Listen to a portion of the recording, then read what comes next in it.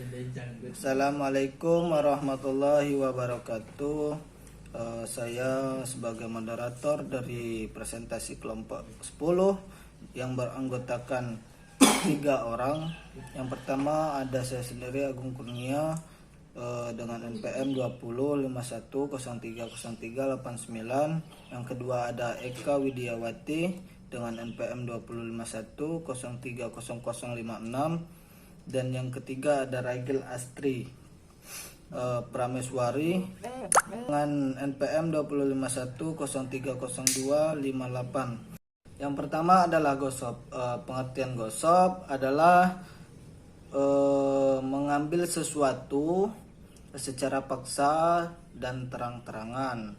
Sedangkan menurut syarak, gosop ialah menguasai hak orang lain dengan jalan aniaya atau memanfaatkan, dengan kata lain menggunakan hak orang lain tanpa seizin pemiliknya. Yang selanjutnya adalah hukum dan dasar hukum gosop. Dalam Islam, gosop itu hukumnya adalah haram atau dilarang. Pekerjaan gosop adalah salah satu dosa besar. Dasar hukum gosop adalah surat Al-Baqarah ayat 188 yang berbunyi, A'udzubillahi minasyaitonirrajim, Bismillahirrahmanirrahim, wala ta'kulu amwalakum bainakum bil batili wa tudlu biha ilal hukah militakulu fariqam min amwalin nasi bil ithmi wa antum ta'lamun, yang artinya, dan janganlah sebagian kamu memakan harta sebagian yang lain di antara kamu dengan jalan yang batil, dan janganlah kamu membawa urusan harta itu kepada hakim supaya kamu dapat memakan sebagian daripada harta benda orang lain itu dengan jalan berbuat dosa, padahal kamu mengetahui. Yang selanjutnya adalah menanam tanah gosop. Apabila seorang menanami tanah orang lain tanpa izin pemiliknya, sementara tanamannya belum tumbuh atau belum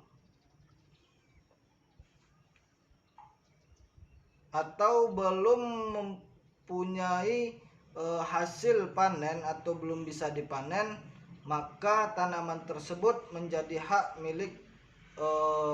milik pemilik tanah. Jika tanamannya telah dipanen, maka pemilik tanah tidak berhak untuk atas tanaman tersebut kecuali hanya meminta ongkos sewa kepada penanam di tanahnya atau di lahannya saja. Selanjutnya ada pemanfaatan dan kerusakan barang gosop. Menurut Imam Hanafi, orang yang menggosok berhak atas benda sejak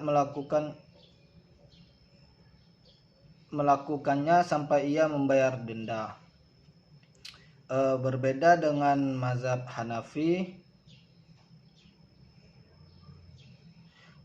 mazhab Imam Syafi'i dan Hambali justru menambahkan tidak berhak menggosop terhadap barang tersebut,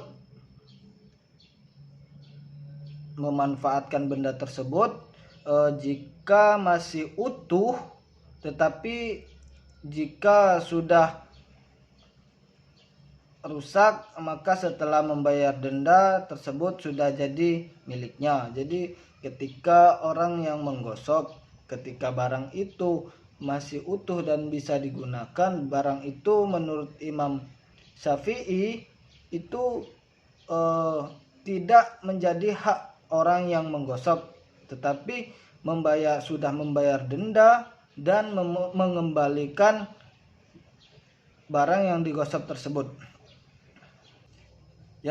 Yang selanjutnya ada mempertahankan harta. Menurut istilah syar'i, harta diartikan sebagai segala sesuatu yang dimanfaatkan pada sesuatu yang legal. Maksudnya seperti jual beli, pinjaman, konsumsi, hibah, dan lain sebagainya. Mempertahankan harta dari orang yang serakah atau perampas itu hukumnya wajib.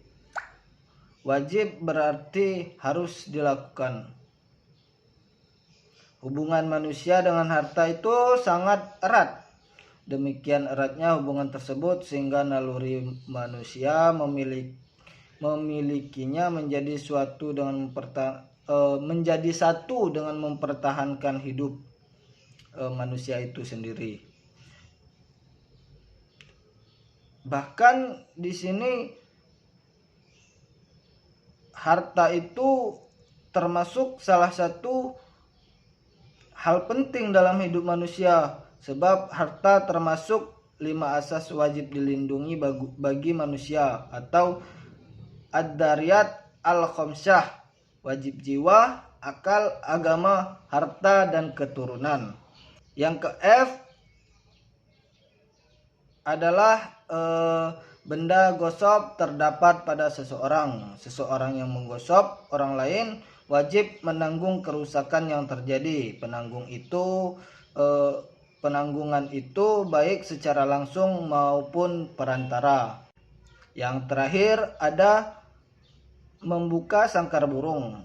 Menurut pendapat Azhar, apabila dia hanya sekedar membuka sangkar lalu burung spontan terbang, dia harus mengganti, karena terbangnya burung itu secara spontan menunjukkan adanya peluang bagi burung untuk melarikan diri.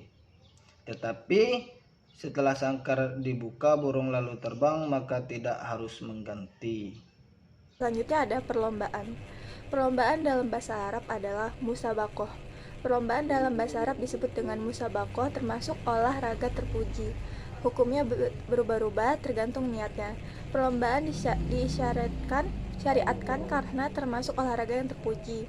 Asal perlombaan adalah dibolehkan. Hal ini terbukti dalam beberapa hadis dan juga klaim ijma atau kesepakatan para ulama. Apalagi jika lomba tersebut sebagai persiapan untuk jihad seperti lomba memanah atau pacuan kuda, para ulama sepakat akan sunnahnya, bahkan hal ini adalah ijma atau kesepakatan mereka. Baik, selanjutnya ada pertaruhan dalam perlombaan. Perlombaan yang menggunakan pertaruhan dibagi menjadi 2, yaitu pertaruhan yang diharamkan dan pertaruhan yang dihalalkan. Diharamkan apabila salah satu menang memperoleh hadiah dan yang kalah berhutang kepada temannya, yang seperti ini sama dengan perjudian. Sedangkan perlombaan yang dihalalkan adalah sebagai berikut. Yang pertama, dibolehkan mengambil hadiah apabila hadiah itu dari penguasa atau yang lain. Yang kedua, hadiah dikeluarkan dari salah satu pihak yang berlomba. Yang ketiga, petaruh itu boleh diambil apabila 2 orang yang berlomba atau beberapa pihak yang berlomba, sementara di antara mereka terdapat salah satu pihak menerima hadiah itu bila dia menang dan tidak berhutang apabila kalah. Untuk lomba yang dibolehkan dengan taruhan yang seperti yang disebutkan sebelumnya, ada syarat taruhan yang perlu diperhatikan, yaitu yang pertama itu ada taruhan harus jelas dalam jumlah dan sifat atau ciri-cirinya. Yang kedua, boleh taruhan dibayarkan saat lomba atau boleh sebagiannya ditunda atau dicicil. Yang ketiga, ada taruhan tersebut bisa jadi ditarik dari salah satu peserta dari 2 peserta yang ikut lomba. Salah satunya mengatakan, jika engkau mengalahkan saya dalam lomba memanah, maka saya berkewajiban memberimu 100.000. Ini dibolehkan dan tidak ada khilaf di antara para ulama dalam membolehkan bentuk taruhan semacam ini. Namun, diingat sekali lagi, bentuk ini berlaku antara 2 orang atau 2 kelompok. Baik, selanjutnya ada jalab dan janab dalam petaruh. Menurut Syahid Syabik bahwa Uwais Uwais berpendapat bahwa yang dimaksud dengan jalab adalah meneriaki seekor kuda dari belakang dalam arena perlombaan agar kuda itu menang dalam perlombaannya. Maksudnya, seseorang memperlombakan kudanya disertai dengan orang yang meneriakinya agar larinya cepat, sedangkan janab ialah bila seekor kuda didatangkan oleh seseorang kepada kudanya yang sedang diperlombakan untuk dinaikinya agar secepat ia mencapai tujuan. Maksudnya, seseorang menyediakan seekor kuda lain bersama kuda yang diperlombakan. Apabila kuda yang dikendarainya lelah, dia pindah ke kuda yang telah disediakan. Dalam buku Fiqh al-Sunnah. Baik, yang selanjutnya ada menganiaya binatang. Rasulullah dalam hadis riwayat Imam Islam melarang manusia untuk menjadikan nyawa binatang sebagai taruhan atau permainannya. Dari Ibnu Abbas radhiyallahu anhu, ia berkata, Nabi Muhammad SAW bersabda, "Jangan kalian menjadikan binatang bernyawa sebagai sasaran bual-bualan." Hadis riwayat Muslim. Larangan pada hadis riwayat Imam Muslim bermakna pengharaman bagi umat Islam menganiaya binatang. Baik, saatnya ada bermain nard. Jumhur ulama bermain nard atau sejenis dadu hukumnya adalah haram. Mereka menyatakan haram karena sesuai hadis yang diriwayatkan oleh Imam Muslim, Ahmad, dan Abu Daud dari Buraidah radhiyallahu anhu dari Rasulullah yang artinya, barang siapa bermain nard syir, maka seolah-olah orang itu mencelupkan tangannya ke daging dan darah babi. Selanjutnya pengertian Ihya al-Mawat. Ihya al-Mawat adalah dua lafaz yang menunjukkan satu istilah dalam fikih yang mempunyai maksud tersendiri. Bila diterjemahkan secara bahasa, ihya yang berarti menghidupkan, sedangkan mawat berasal dari kata maut yang berarti mati atau wafat. Selanjutnya dasar hukum ihya al-mawat. Dari Aisyah radhiyallahu an, Nabi Muhammad SAW pernah bersabda, orang yang mengolah lahan yang tidak dimiliki siapapun lebih berhak untuk memilikinya. Urwah berkata, Umar radhiyallahu an memberi keputusan demikian pada masa kekhalifahannya. Hadis riwayat Bukhari. Lalu, cara-cara ihya al-mawat. Cara-cara menghidupkan tanah mati atau dapat juga disebut dengan memfungsikan tanah yang disia-siakan ada bermacam-macam. Perbedaan cara-cara ini dipengaruhi oleh adat dan kebiasaan masyarakat. Adapun cara ihya al-mawat sebagai berikut. Yang pertama menyuburkan, yang kedua menanam, yang ketiga menggarisi atau membuat pagar, yang keempat menggali parit. Selanjutnya izin penguasa dalam ihya al-mawat. Imam Abu Hanifah berpendapat, pembukaan tanah merupakan sebab pemilikan tanah. Akan tetapi diisyaratkan juga mendapat izin dan penguasa dalam bentuk ketetapan sesuai aturan. Namun, muridnya Abu Yusuf menganjurkan bahwa izin dari penguasa itu tidaklah penting.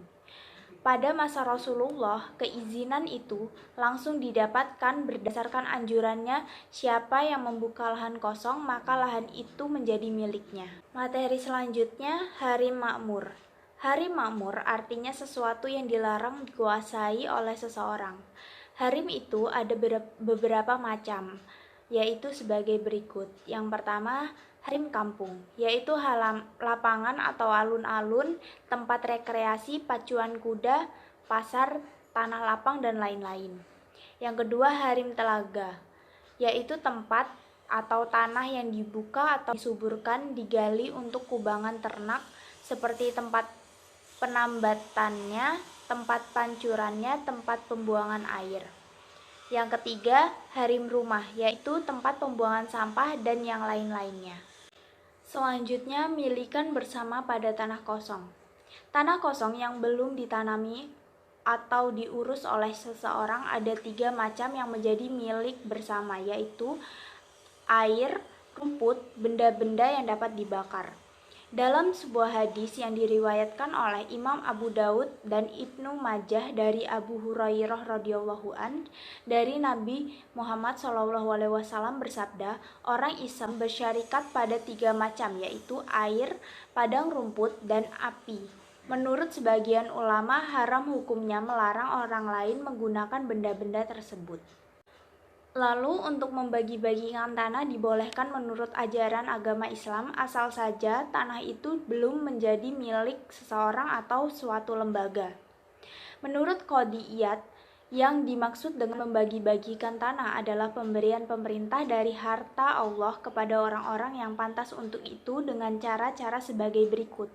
Yang pertama, sebagian tanah dikeluarkan dan diberikan kepada orang yang mampu memanfaatkannya dan menjaganya. Tanah itu merupakan hak miliknya supaya dikelola demi mencukupi kebutuhannya. Yang kedua, hak guna usaha, yaitu tanah tersebut diberikan kepada orang-orang tertentu yang layak dan mampu memfungsikannya hasil untuk mengelola, tetapi tanah tersebut bukan atau tidak menjadi hak milik. Selanjutnya, temuan dalam darat baru. Seseorang yang memiliki sesuatu dibolehkan untuk memanfaatkannya sesuai dengan kehendaknya dengan syarat tidak mengganggu orang lain. Batas-batas tanah harus ditandai dengan jelas seperti dengan pohon, beton, dinding, dan tanda-tanda yang lainnya. Dijelaskan oleh Idris Ahmad bahwa pengarang kitab Al-Minhaj berpendapat siapa saja yang menghidupkan tanah mati, kemudian lahir pada tanah tersebut benda-benda yang tersembunyi, maka benda-benda tersebut menjadi miliknya. Sedangkan air yang terpancar dan rumput yang tumbuh adalah milik bersama.